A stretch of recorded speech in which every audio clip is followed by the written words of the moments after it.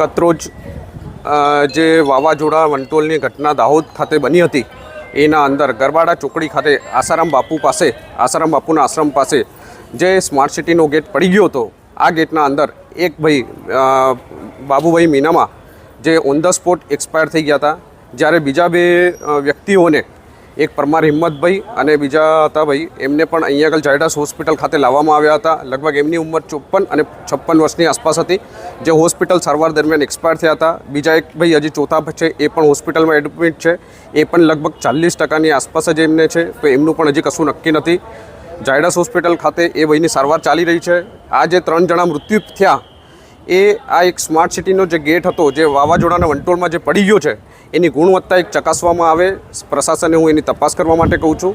અને આ જે 3 જણા મૃત્યુ પામ્યા છે ઓન ધ સ્પોટ, આ દુઃખદ ઘટનામાં એમના પરિવારજનોને સાંત્વના આપે તથા જે પણ સરકારી સહાય અને વળતર મળે એ એમના પરિવારને મળે, એ બદલ હું પ્રશાસનને આભાર માનું છું, એમને અપીલ કરવા માગું છું.